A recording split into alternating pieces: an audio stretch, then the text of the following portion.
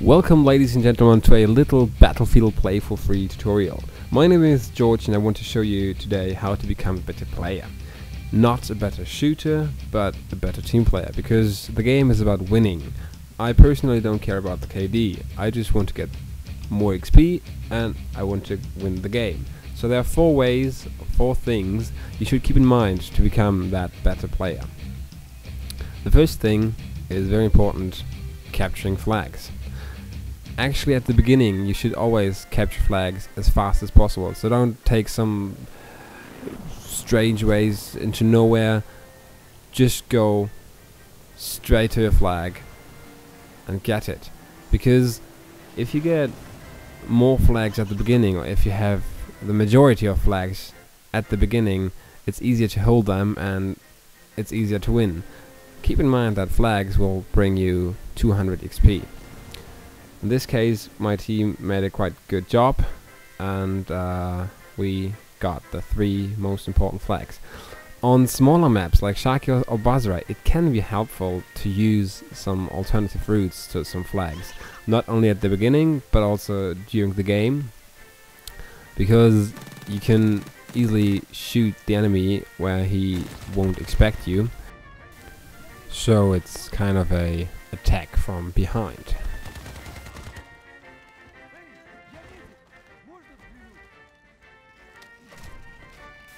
The third thing you should keep in mind is also capturing flags during the game, not only at the beginning. So a lot of people just get flags at the beginning and then they do nothing again. So as you can see here, for example, I realized, oh, we lost D, so I ran to D, I got the D flag, checked if there are any more enemies, and then I saw that on the minimap that B is white, so the enemy was at B. I ran straight to B and I wanted to get it back, which I did.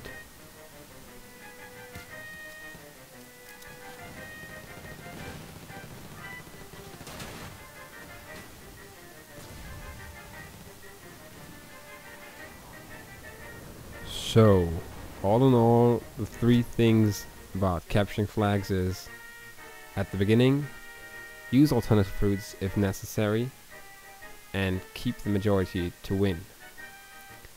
The second topic: use your class specifications.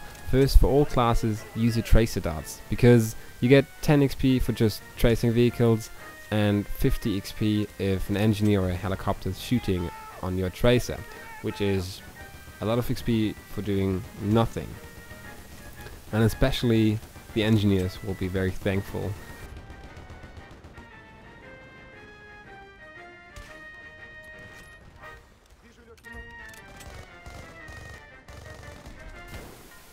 As medic, don't hesitate to give some medic boxes to a bunch of people, or even if you see a single person somewhere standing around, just throw a medic box. Sometimes you get some XP, and for each teammate healed you'll get 10 XP, which is, especially with a group of people, quite a lot, because it adds up. And if you are higher in rank, use your defibrillator. And the assault should use his ammo boxes. In this case it was really nice, but it's not always the case. But especially if you see some engineers shooting with their RPGs, give them ammos, because they only have 5 RPGs and they will be very thankful to you. Even if you die, you'll get, of course, team resupply points. The engineer is actually the easiest class to make some XP, because you shoot at vehicles, in best cases some, as you can see here, traced vehicles, and you'll get a lot of XP. Thanks to my teammate who traced my tank, because I didn't hit it. But if you see this little square somewhere, just shoot with your RPG in the air. In this case, the tank was traced, and I just shot in the air and I hit it and I made some XP. The second thing the engineers should keep in mind is repairing vehicles. If you see a vehicle and a teammate in that vehicle, don't hesitate, just go there, repair it, get some XP, and if you die, hope that it's a medic who can revive you, like in my case. So you'll get a lot of XP just by standing at the tank, and especially if someone is shooting at that tank, you'll get even more XP.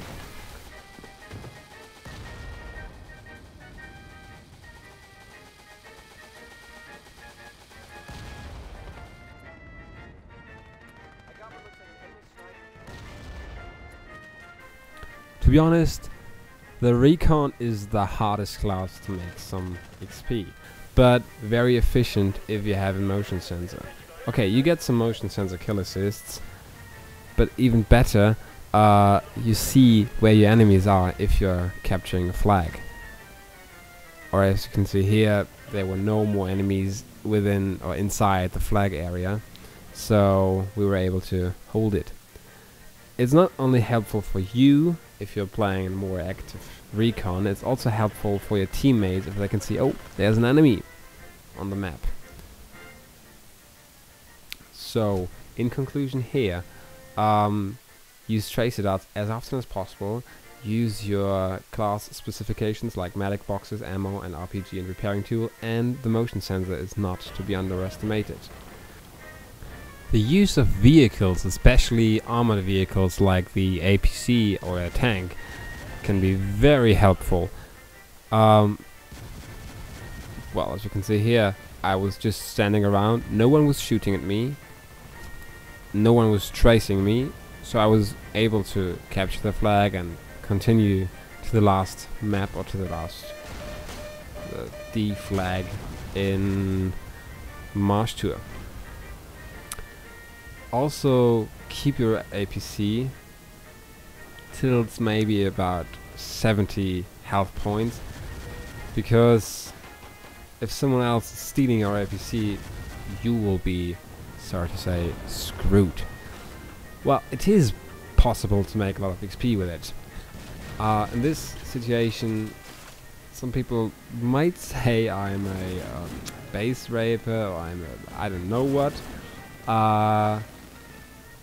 But well, I was just doing my job. I was just attacking and helping my teams, because with that APC I was the focus, and we were able to capture and hold the flag.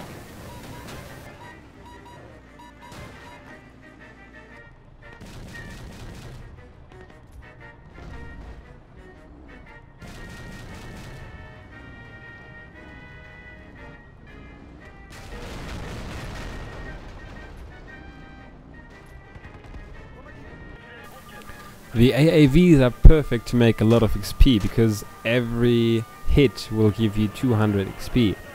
But keep your minimap on site, because if you lose a flag you won't be able to use your AAV.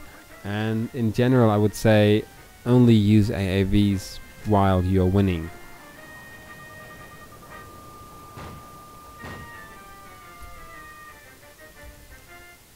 So in conclusion, armored vehicles to capture flags, a lot of XP, AAVs, but only when you're winning.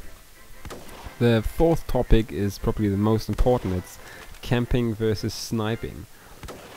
I hate campers, but sometimes I am a camper as well, but only in a few situations, like this one, when you're winning. So if you see your blue bar over there and it says winning, you can stand around, camp somewhere to help your team to reduce the enemies and to make, of course, some XP and some kills.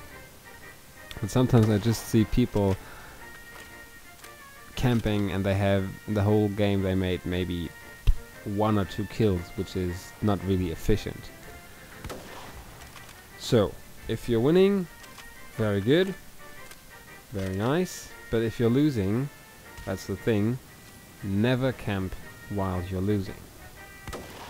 In this example, for example, you can see our team was losing and there was a camper, this medic guy who made a quite good job with his camping, and we had only one flag, and we had the worst situation because we were US. And I was really disappointed by that guy. But, I mean, he did a good job. I figured out he had a flag over there, so I had to destroy it. And then I realized my team spread out. And my team got B, and I was like, oh, nice, okay. So I went to C, or my colleague who's driving went to C, and we made it right first. And although I died, I didn't care. I went to C again, because as you can see here now, our team's very well spread out, and we cleared all the flags.